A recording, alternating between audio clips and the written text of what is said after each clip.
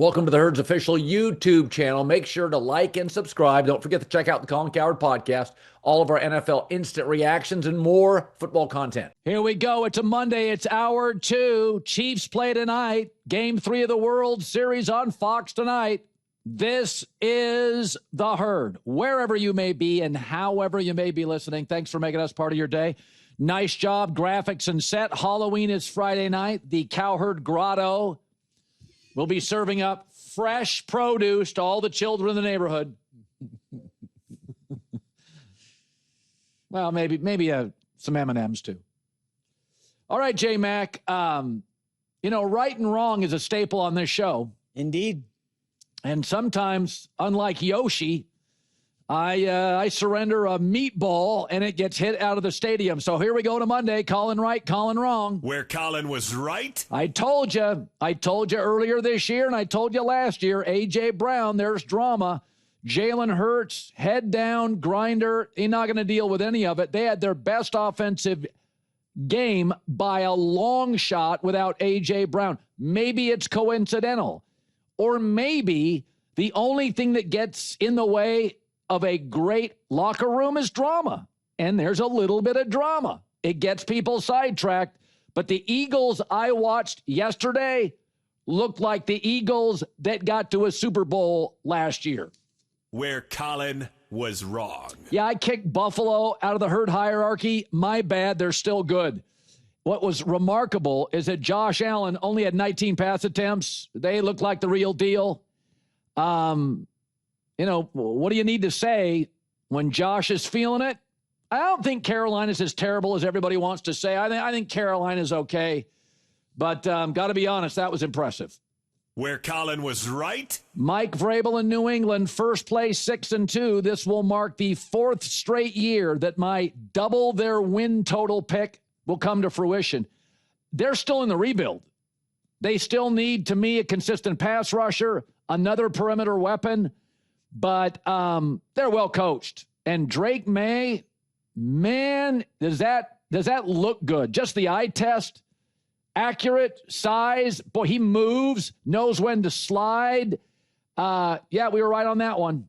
Where Colin was wrong. I thought Brian Kelly would work at LSU. I thought it was a weird fit. That whole, Southern twang thing he had, I thought was weird. But, the guy won everywhere. Ed Orgeron won a natty at LSU, and Brian is a good coach. Pre-LSU, he won big at 3 different programs. Smart guy.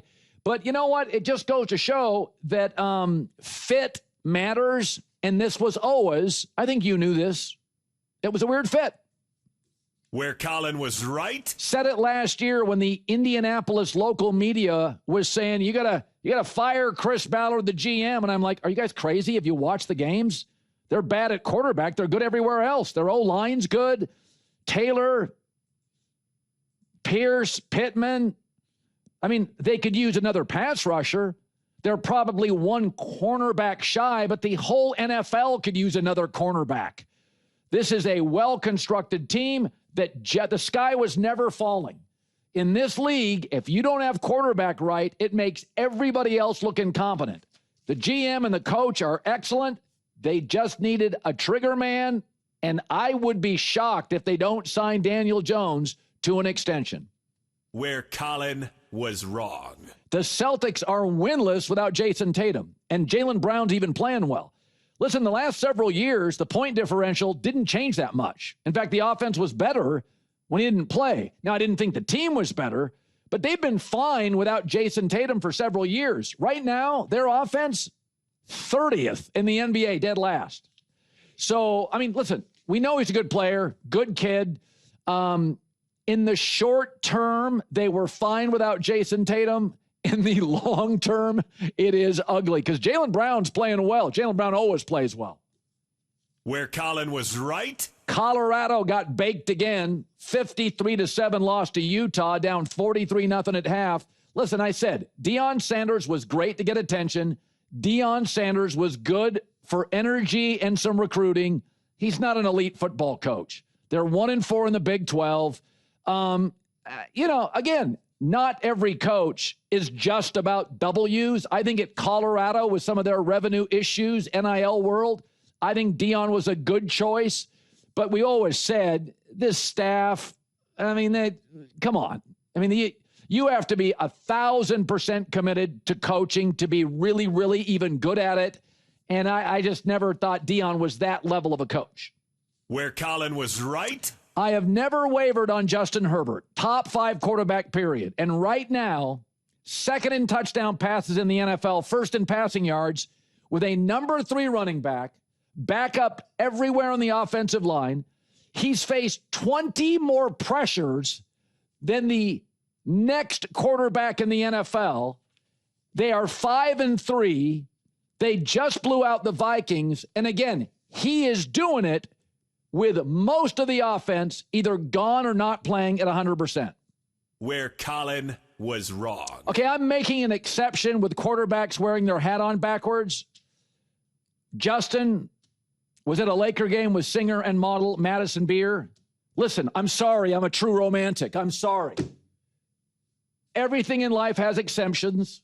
It was his off day. I mean, he didn't have practice. I mean, look at him. He's like a hero. I mean, everybody in life has to make one exception. Oh, okay, I made a big exception. And, oh, my bad, I'm a true romantic. I see, a lot more than just Valentine's Day cards going forward. So I'm going to make a little tiny exception with quarterbacks and their hat on backwards. Influencer, artist. Hey, it's an artist.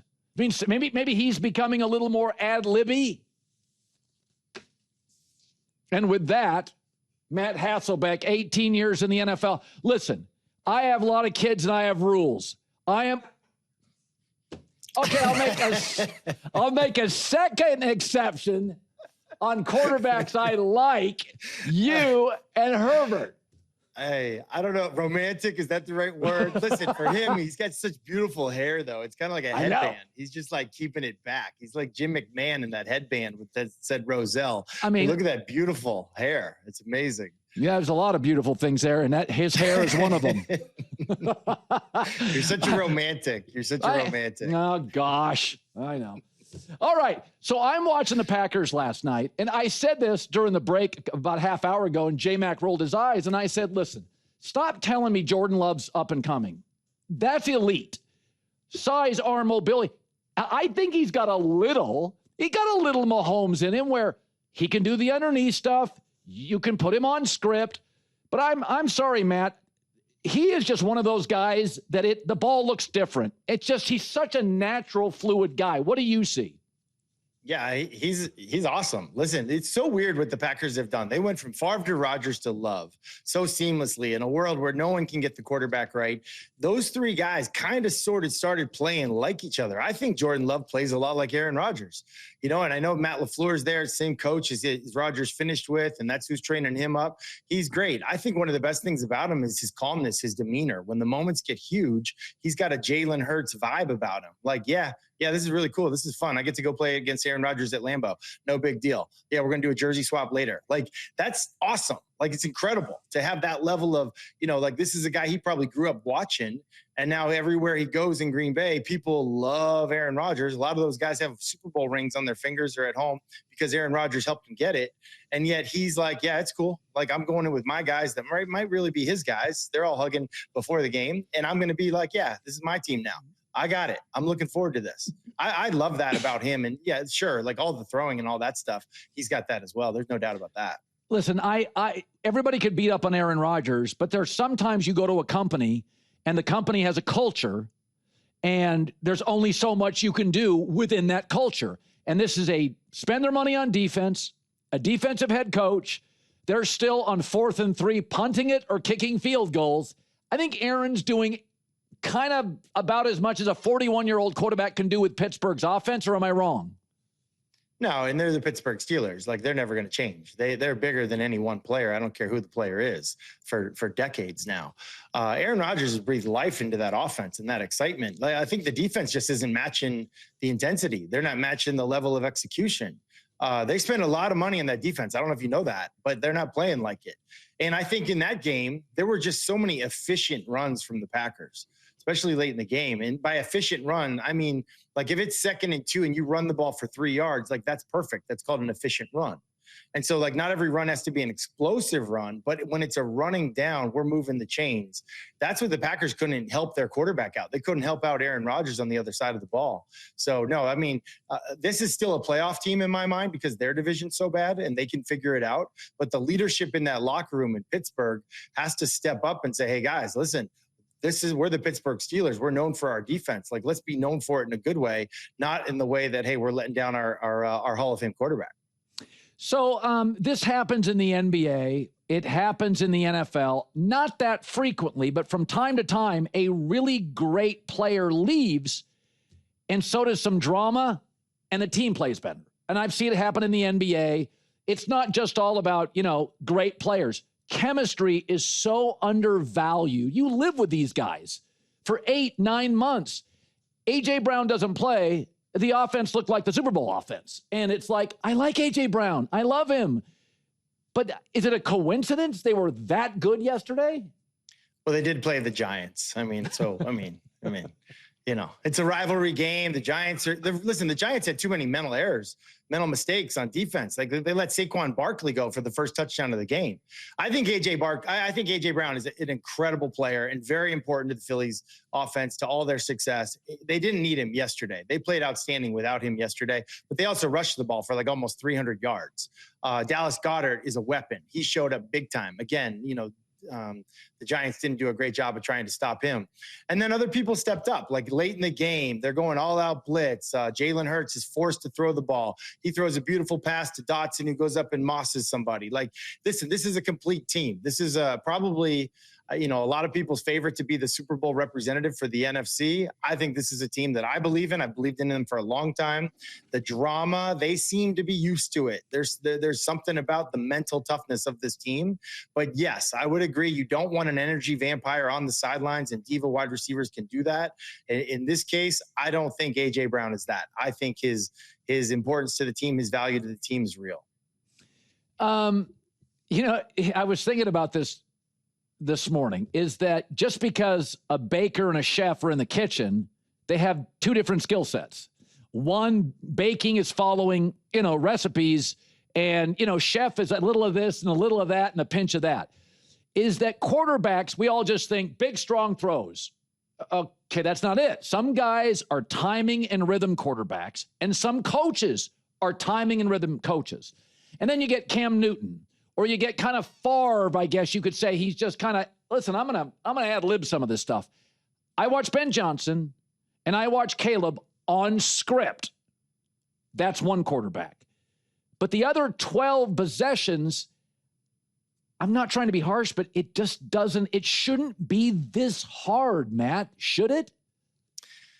Well, I think Caleb Williams is still a work in progress. He's a young quarterback, and I get what you're saying, like the baker and the chef. The scouts are going to love this guy. He has wow plays and explosive plays that are just like amazing. Like, you can't coach that. You can't find it anywhere. That's what scouts love. But what coaches love is consistency. I'd put myself in that boat too. I want consistency. I just want you to do it the right way. And I think Caleb is trying. He's trying to throw on time. He's trying desperately not to take sacks. But in the process, kind of like what Will Levis did last year, he was trying so hard not to take sacks. He's intentional grounding here and there. He's hurting his team in other ways. He's missing guys that are wide open. And listen, I'm not trying to throw stones. I just think he's a work in progress. But to me, so far, what I see, I think Ben Johnson is here to stay as a great head coach. Will it work out with these two guys? I'm not so sure. The wow plays might be enough for Ben Johnson to say, hey, I believe in my ability as a coach. I can mold this guy. But at the same time, the Bears are a talented team, and they want to be winning games. They don't want to be losing to the Baltimore Ravens the way they did yesterday. I got to give credit. I know it's not a flashy story. I thought Tyler Huntley as a backup, that's about as well as a backup can play. I mean, honestly, I kept waiting for a mistake. I kept thinking, okay, he's a backup. I looked at him and I'm like, that's a professional athlete. I could not believe how efficient he was. Or is it the Bears defense is overrated? I actually think he's a really good player. And he's a great fit to back up Lamar. I think he could be somebody's starter. Last year, he didn't play great. And I'm not sure why, because every year before that, he was very, very impressive to me. I think he's one of the, I don't know. I would love to coach him. I think he's a fun player to watch. I think he does everything right. He plays on time. I don't know if there's a huge fan club for him, but I'm in it if there is one. Okay, so sometimes, it's so funny about this league. We've seen Baker and Darnold reinvent themselves. Daniel Jones was so bad with the Giants, it's hard to unsee it. So Kyle Shanahan, he saw the Sam Darnold at Carolina and the Jets, and he's like, no, I see it. I see the talent. He brings him out, and then Sam changes. I looked at Daniel Jones, and I'm totally wrong. I'm like, I can't unsee it. He's too stiff. I know he's a big, strong guy, but he's too stiff. It looks too hard. Are you shocked? I mean, I think Indy's going to give him an extension. I think you have to. Are you shocked by it? No, I'm not shocked at all. In fact, I feel like I called this. This is, he went and spent some time with the Minnesota Vikings, similar to what Sam Darnold did with the 49ers, similar to what Mac Jones is trying to do right now. And he showed up, and everything I heard in Indianapolis from day one, they were like, look out. I know we drafted a guy really high in the first round, but Daniel Jones is going to be our starter. He's been unbelievably impressive. And top to bottom, I don't care who you talk to, from ownership on all the way down, people have been saying from day one, like, this is going to be our guy. This is going to be our guy. Reminds them of a lot of the characteristics that they had in some of the other great quarterbacks that they had there in the past. So listen, this is maybe one of the best teams in football, and no one's giving them credit. I think it's starting to come. They got a huge one coming up against Pittsburgh. That'll be a challenge. But if they go and beat Pittsburgh, I think there's no denying it. We can talk about Daniel Jones as a possible MVP candidate, if not his teammate Jonathan Taylor. And we could talk about the Indianapolis Colts possibly being the 1 seed in the AFC with a first round bye and hosting playoff games in a dome stadium. Look out for the Indianapolis Colts. They're for real. Yeah. Okay, so full disclosure, I saw Bo Nix play twice in college live, and I was a huge fan, and I covered Oregon for a long time, so I just like the program. And I'm a huge Sean Payton guy because I worked with him at Fox for a year, and I just think he's really bright and has a million ideas. Not all of them right, but he's got a million ideas. I'm watching them, first of all, between Sutton and Mims and Franklin and this kid from Illinois. Those guys are like long, they run well, they can stretch the field. I'm just telling you, when I, as a consumer, watch Denver, I just see athletes everywhere. Weigh in on that offense, Bo and Sean. Well, they got a great defense, and then that helps the offense. And Sean is very confident, knows exactly what he wants to do, has done it for a long time. And as a quarterback, he's exactly the kind of guy you'd want to play for. I think what Bo Nix is so great at, and a lot of people, and I would say every coach I ever had would say, hey, quarterbacks, you make so much money because of what we expect you to do on third down, red zone, and 2 minute. And that's where Bo Nix, to me, has been outstanding. Third down, even fourth down, he's been incredible with his arm, with his legs, with his mind. Just really impressive. And you think about that draft class, the draft class that last year was Jaden Daniels. This year, everyone's talking about Drake Maye. Both those guys are outstanding. But Bo Nix, he's right there. He's right there, both last year and this year. And some people were like, oh, he's streaky. Yeah, guess what? When he's on fire, he's on fire. Similar, I don't want to say it, but similar to Drew Brees, and a little bit unstoppable. Like the defense, I don't know what you do differently. And this tandem with Sean Payton, like it's legit. Are they a Super Bowl contender? Yeah. If they can come out of their division, if they could win that division, they can win the Super Bowl. That's a great division. So I'm a believer in Bo Nix. I don't know how you can't be. Yeah, it's funny. I'm watching Green Bay last night, and I'm watching Denver yesterday. And these coaches, LaFleur and Payton, have a way, and I'm going to ask you this, that whenever they need a clever play, I'm always amazed when Andy Reid gets Sky Moore not only a touchdown in the Super Bowl, he's open by 20 yards at the 9-yard line. You're like, how in the hell do you do that? How do you fool everybody? How many times did you, with like a Mike Holmgren, how many times did you go into a game? How many plays did you have that were like, okay, we need a touchdown? How many do you go into a game? Because I swear to God, these offensive coaches, the best guys, just have a way of dialing up a play, and it's not just open, it's easily open in this tiny congested space. Yeah. Well, listen, I might be like bursting your bubble here a little bit, but like sometimes you'll put a play in for a team. Let's just say you're Sean Payton and the Broncos. You put a play in for the Raiders and you'd end up not calling it. But like, man, that would have been a great play. And you keep practicing it for like a week, 2 weeks, 3 weeks, 4 weeks. And now you're going to use it against the next opponent, like 5 weeks later, and it works on them. And they're like, oh, they schemed up this defense. And it's like, the funny thing is the name of that play is Raider, because we put it for the Raiders like 5 weeks ago. We've just been practicing for so long. We finally got the stupid thing called. That call sheet's so stinking big. You can't, sometimes you just don't get to all of them. And so it's like sometimes like, oh, we schemed them up, but like we didn't even put it in for this team. I think the Philly special might have even been that kind of a play. The Eagles had put it in way earlier in the season. It's the last game of the season. It's the Super Bowl. And Nick Foles says to Doug Peterson, like, hey, you want to run Philly special? Like, we've been practicing this thing all year. Like, let's just go ahead and run it. So that happens. I see plays happen all the time, and I'm like, I doubt they put that in for this team. I doubt it. Well, you did burst my bubble, but it's great information. And anytime I see that, I'm like, what a brilliant coach. And I'm like, it's just like in the dustbin in the back room, and you pull it out because you need it, Yeah, exactly. All right, great stuff. Matt Hasselbeck on a Monday. Thanks, bud. All right, see you. Yeah, that's such good information, because LaFleur had one of those last night against the Steelers, and I'm like, man, that guy's a genius. He may have had that thing for the Lions in the opener, and he didn't get to it. And boy, Sean Payton and Andy Reid, you get into these 4th and 1s or a 2-point conversion. It's like, yeah, it's going to work. It's going to work. And I love the fact that he likes Tyler Huntley too. I'm watching the Ravens. I'm like, if you've never seen Tyler Huntley play, you're like, oh, I could build around that guy.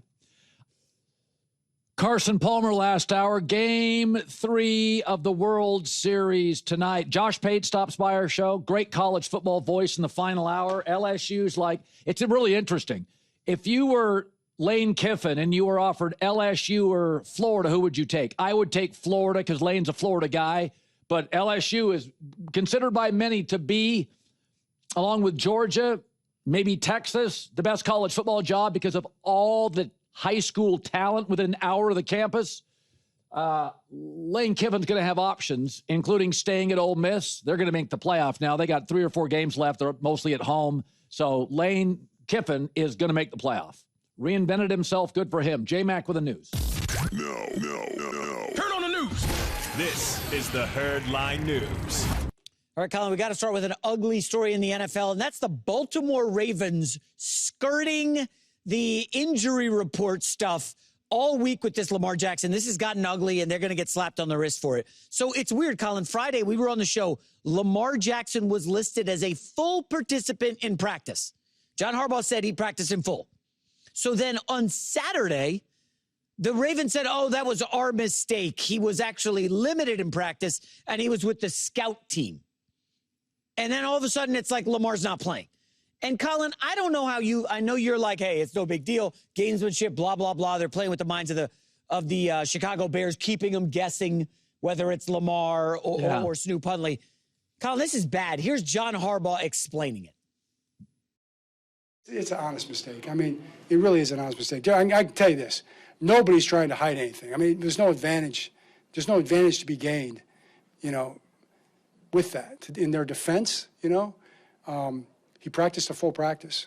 I think they felt like because he did the same number of reps, it was a full practice. But when you dig in and you read the rule, at the end of the day, it wasn't right. So that's what it was. That's why as soon as we found out, we changed it.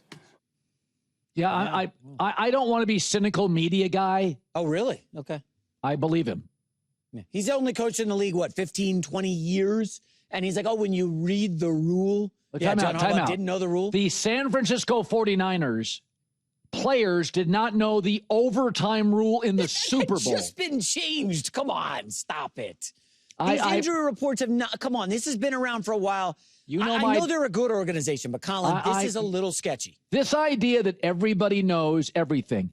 I literally have been in TV for 25 years. I could never direct a show. I don't even know what knob to push. The idea that every coach knows everything about they don't. That's why half of these coordinators get jobs and they just flail. They don't. The little tiny leap between coordinator and head coach, they can't do it. Yeah. I know everybody out there this is what we do. We're like sharks attacking chum. When John Harbaugh's like, yeah, we didn't know, and then we found out, we immediately changed it. I think he's not BSing. I think he's telling the truth. So Friday, when most people are doing their, walkthrough the day before the weekend begins, hey, we're locked in the plan. We got everything. Lamar's practicing in full, and then he doesn't play. Listen, the Falcons are dodging a bullet here because they did the same crap with Drake London, who didn't miss any practice all week, and then all of a sudden sits out the game. I mean, Colin, you know this. The league is hugely propelled by fantasy football and gambling. And a lot of people are making decisions on that and betting early in the week. And maybe one of the people on this set. Time out. You are hugely propelled Colin, by betting. Millions of people are doing this. It's not one person. Millions of people go to games. They don't get to be coordinators. So what? I don't care. If I'm an NFL franchise, I don't give a rip about fantasy football players. Well, the league has rules in place because they know how valuable fantasy and gambling are. Well, you know my rule has always been, I don't think injury reports should be published, period. I think it's a terrible idea to tell opponents the weakness. The other thing, it was a hamstring injury. 2 injuries in my life, hamstring injuries and calf injuries. Well, let me add groin injuries. You're like, oh, I'm good. You wake up the next morning, you stretch, and you're like, crap. Yeah, I just you pulled my... and me, but not 25-year-old guys in their prime. Their opposite's true. Yeah. They're more finely tuned. I have literally pulled my groin because I had my groin pulled. I remember this years ago, and an athlete said, bro, you're going to pull the other side if you do not do anything athletic. And I'm out here thinking, yeah, whatever. 2 days later, made it worse. Calf injuries, hammy injuries. These are finely tuned athletes. Sometimes you go to bed, it feels good. You wake up, you can literally pull your calf in your sleep. So I don't think I'm not going to be cynical guy on Ravens. Like, I don't think they knew. I think it happens. I think players change their minds. Lamar could say, okay, I'll go practice. But how hard did he go at practice? You don't know that. But we're on very opposite sides of the fence on that one. We'll move on to, speaking of bad, it's the San Francisco 49ers. They were down bad. We had this in headlines Friday. This was a layup. Texans roll a listless San Francisco team. Colin, they had 0 first downs, I believe, with 90 seconds left in the first half. They could not move the football. C-Mac had very low usage rate. I think he had like 70 yards total. Here's Kyle Shanahan, not thrilled with his team's effort. Not much to sugarcoat there, and I was real disappointed in how he looked for all 4 quarters. First half was unacceptable, and second half didn't get much better. So not much to say about it, except that we'll look it on the plane and figure out all the things that we know we can correct and that we did mess up, but I expect the guys to come in tomorrow with a chip on their shoulder, ready to get back to work. What's interesting is after wins, I took the Texans this week. After wins, Shanahan's teams, for some reasons, don't perform necessarily at their best level. I mean, they are so beat up. But still, though, to let the Texans have like 400 yards of offense, no Nico Collins, and I think he was throwing to 3 Iowa State guys, just a bunch of young receivers. And it's like, that was eye-opening, Colin. I'm just wondering, teams don't punt games. But there were a couple games Sunday that felt like, we're not locked in. We're going to let this one go. Do you think this is just a blip, or are the Niners in trouble? Go look at that. You had the Niners winning the division. I did not, and I did not for the exact reason that's transpired, which is they're old, expensive, and brittle. And when old teams get hurt, it takes them longer to recover. Young teams like Seattle or Green Bay can get banged up 2 weeks later, the guy's playing. So who do the Niners play next? Keep your eye on that one. New York Giants. Go ahead. I double dog dare you to take Jackson Dart without Cam Skattebo. By the way, Giants fans, I did try to get Skattebo in the show. The gruesomely broken ankle. He's done for the year. The Giants are unwatchable. I think Brian Daboll is coaching for his job here in the next couple weeks, Colin. I know you disagree. You like the Daboll-Dart combo. Have to fly all the way cross country to face a team that just got humiliated. I'll take the Dodgers. Glass now has pitched 13 1/3 innings in the postseason, giving up 1 earned run. His stuff is nasty, but like Snell, he's a guy that had some injuries in his career. They didn't pitch him a ton necessarily during the regular season. He has got filthy stuff. So Toronto is a handful. Series is 1-1. Jays had a 9-run inning in game 1, but Yoshi shut him down. Listen, great pitching beats great hitting. I'll take the Dodgers and Glasnow tonight. For the record, let me just throw this out there. I don't want this to be lost about the whole Bo Nix thing. Like, I love Bo Nix. A lot of people in the league I talked to were very hot and cold on him. Didn't think he had a good enough arm. I don't think that's a problem. And I also think guys' arms get stronger. Aaron Rodgers at Cal was not Aaron Rodgers with the Packers. His arm got stronger. So Bo Nix, since the start of last season, for all the critics of Bo Nix, first in the NFL, completions on third down. Third down is a big boy down. That's for the grown-ups. That's like the Drew Brees down. That's the Brady down. That's the Mahomes down. First in the NFL, completions on third down. Also, top 4 in the league in red zone touchdowns. Is some of it Sean Payton? Yes, some of it is Sean Payton. Some of Mahomes' greatness in the red zone is Andy Reid. Some of Brady, Josh McDaniels. Like, yes, of course. But Matt Hasselbeck earlier today on what he sees from Bo Nix. What Bo Nix is so great at, and a lot of people, and I would say every coach I ever had would say, hey, quarterbacks, you make so much money because of what we expect you to do on third down, red zone, in 2 minutes. And that's where Bo Nix, to me, has been outstanding. Some people are like, oh, he's streaky.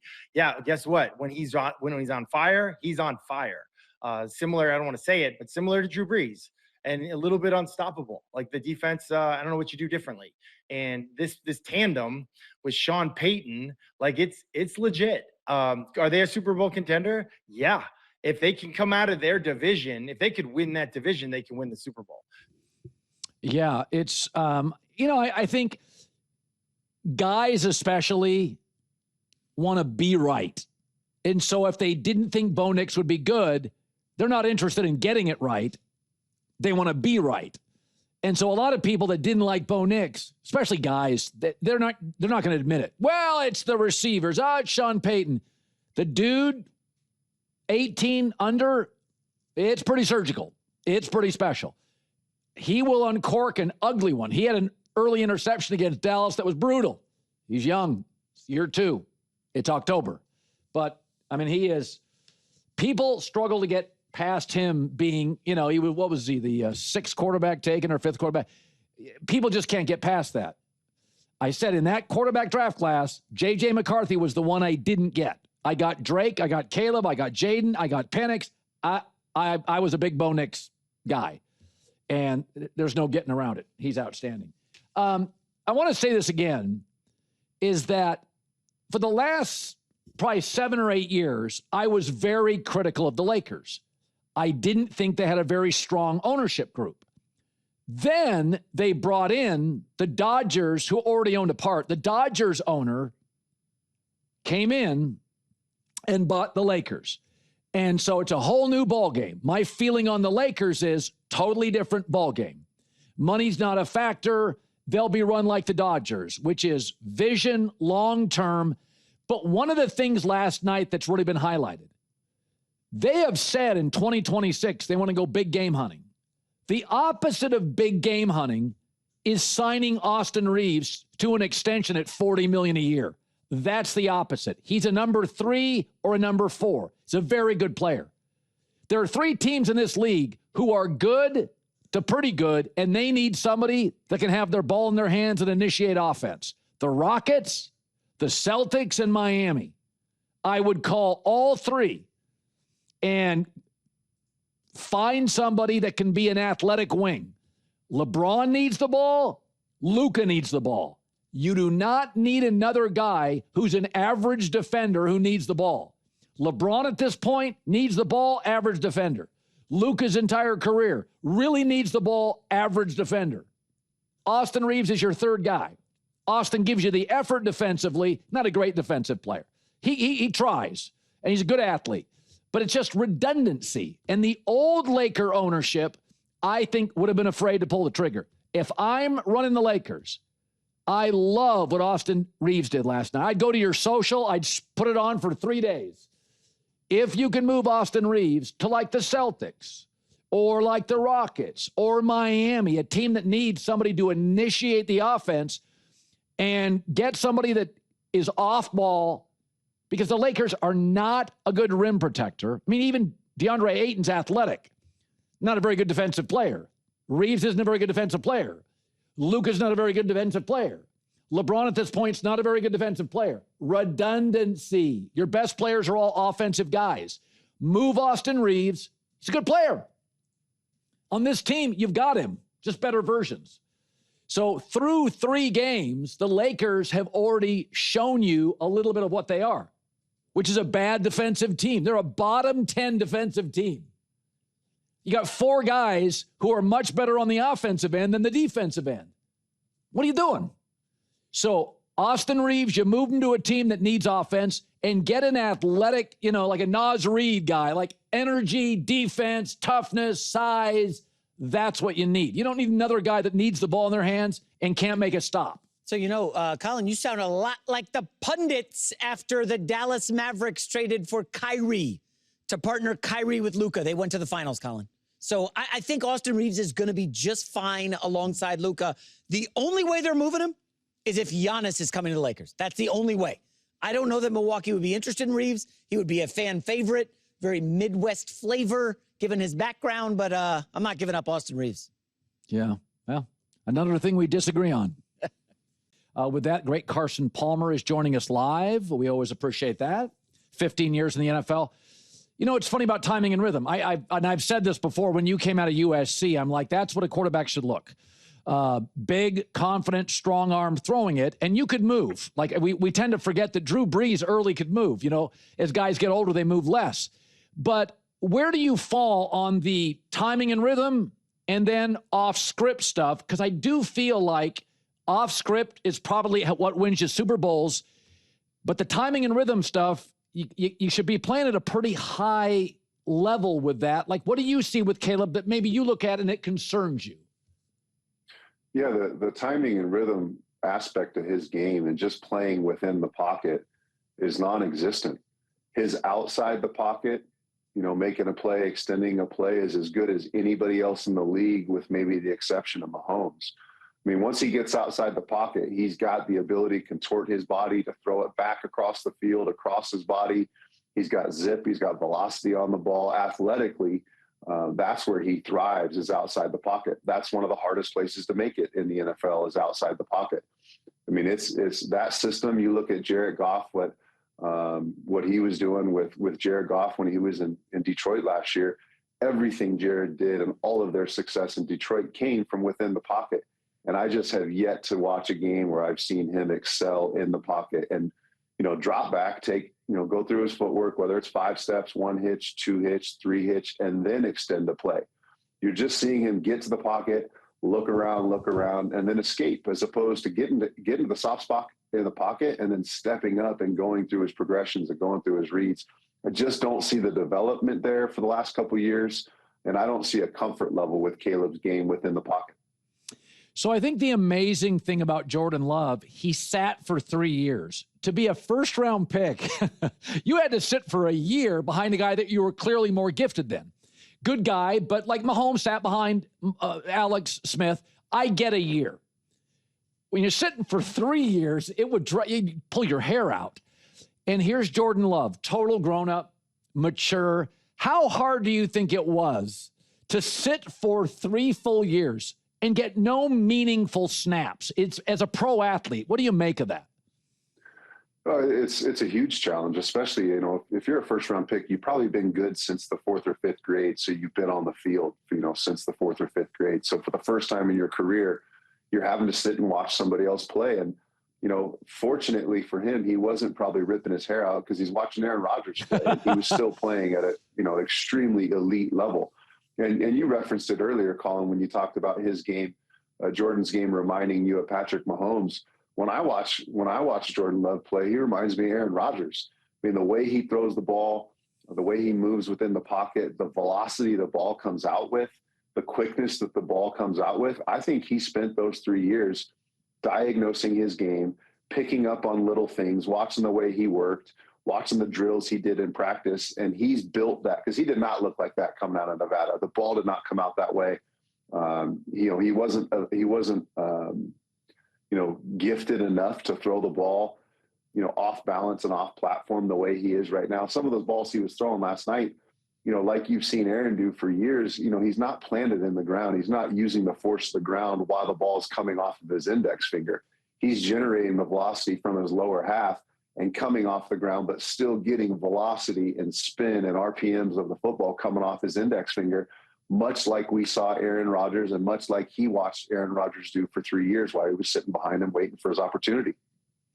So I want to talk Bo Nix. He right now is playing so well on third down. So I always thought of third down as a quarterback down. Maybe it's a coach's down. How much of third down success for Bo Nix is Sean Payton? How much is Bo? How much is personnel? How do you view third down? Hugely on both sides as far as what Bo Nix's God-given abilities are and what Coach Sean Payton brings to the table. So you compare, or you combine a great offensive-minded coach and then a quarterback that's really mature, really smart, really does a good job taking care of the football, and he has the ability, if number one and number two aren't there, to get out there and move the chains with his feet. That's a really rare, unique, and rare combination that they have going in Denver. Yeah. The Daniel Jones story is fascinating. So I've seen Baker and Sam Darnold reinvent themselves. And Daniel Jones, I'm the first to admit, I just didn't see it. I thought he was kind of stiff. I didn't think he was terribly fluid. I thought the easy stuff, 15 and under, looked too hard. And now I watch him in Indy and I'm like, oh, you've got to sign him to an extension. This is a big, strong, athletic guy. I don't know. I missed on that. Are you surprised? They're the number one most efficient offense in the league by a long shot. Are you surprised at all? No, I'm not. I mean, I've always liked his game. I wasn't quite sure of him when he was coming out of Duke. The athletic ability is there. I mean, he showed it time and time again in New York. Now, having protection and having the confidence in the guys in front of you, they were a mess up front in New York his entire time there, and they still are a bit of a mess up front. But you give him a solid offensive line with Jonathan Taylor and a defense and a great young play caller. I really like this setup for Daniel. The only thing that, you don't love about his game is he doesn't have just an overpowering arm, a ton of velocity on the football, but he doesn't need it. I think he's always done a good job moving and extending plays. I mean, some of the plays you think back because he was in that New York media, the long 50-yard or 60-yard run where he tripped in the open field, that got overhyped and overplayed, but the guy still took off for 50 all the time in New York. He was always making plays with his legs. So the athletic ability's there. You give him the running game and the offensive line play that he's had, along with that defense and that play caller. It's a great recipe for him in Indy for sure. So it's weird. It happens. I see it in the NBA sometimes where a really good player leaves, but the chemistry and the ball movement improves. And maybe it's a guy that is, you bring in a guy that's less talented, but he's a little better teammate, more willing passer. In the NFL, A.J. Brown doesn't play. Philadelphia explodes. And I'm like, I like A.J. Brown. I'm a fan of A.J. Brown. But I remember when the Cowboys got rid of Dez Bryant, and they loved him. He was a touchdown magnet. But Dak was better. He didn't wake up in the morning thinking, I got to get it to Dez 12 times. And I do feel like Jalen Hurts is better when he's just sprinkling the infield. When he's throwing, he can do RPOs. He can do tush push. And I watched A.J. Brown, and I said earlier today, I'm like, I think he would fit with Vrabel in New England. I don't know. Watching yesterday without him, maybe this great athlete, they all they do is think about getting him the ball. Did you ever play with a team that moved off a great athlete and actually the team was a bit more functional? Oh, like you saying, we see it all the time. A.J. Brown's heavy on Jalen Hurts' shoulders, and you sensed it for the first 6 weeks of the season. And then you saw him just explode. And like you're saying, he was just playing more fluid, more He's playing quicker. When you have, an ego or, the drama that comes with somebody like AJ that he's brought into that locker room and really into that huddle and into Jalen Hurts' week. As your week is going on and, you install first and second down early in the week, then you get to third down, then you get to red zone. As those plays are being installed in meetings, as you're then going out on the field and replicating them, and then you're going back inside the meetings and watching those filmed practice plays, in Jalen's mind, when AJ's a part of it, he's always thinking about it. And on this play, what if I get this? And how do I get AJ the ball in this situation? And then you go out on the field and you try to do it, and you try to keep him into practice and keep his energy level high and keep him running 100, running full speed, because you don't want him to run 70% when you do take a shot and then you overthrow it. And then, that gets heavy, that weighs on Jalen's shoulders. So I was not surprised at all to see the success they had. And I wouldn't be all that surprised if AJ wasn't on that team for very much longer. How's your son doing? How's your high school team doing? We're doing good. We're doing good. Santa Margarita won a big game this last weekend against Orange Lutheran. We finish out the regular season this Friday night on Halloween, and then on to the playoffs. Are you one of those coaches on the headset? Yelling and screaming, and yeah, I'm always yelling. I'm always screaming. I'm not cussing. But I'm on the headset and I'm in the ref's ear nonstop, and critiquing their game more than I'm critiquing my own player's game. But yeah, I'm that guy yelling and screaming on the headset for sure. All right. My kind of coach. Carson Palmer. Great seeing you, my man. Thanks, Colin. Yeah, he does not age. Santa Margarita, his team, his son's the quarterback, number 11 in the nation. Hey, you got to get on those refs. Got to get on those guys. It's like me on J-Mac. Got to keep them in line. Sometimes you give them that zebra shirt and they think they run the world. Yeah, I got my first technical in my men's league this season. 5 seasons, never got a tech. Got one this season. I'm a chirpy. I'm shocker. I'm a noisy guy sometimes. Yeah, I'm shocked by that.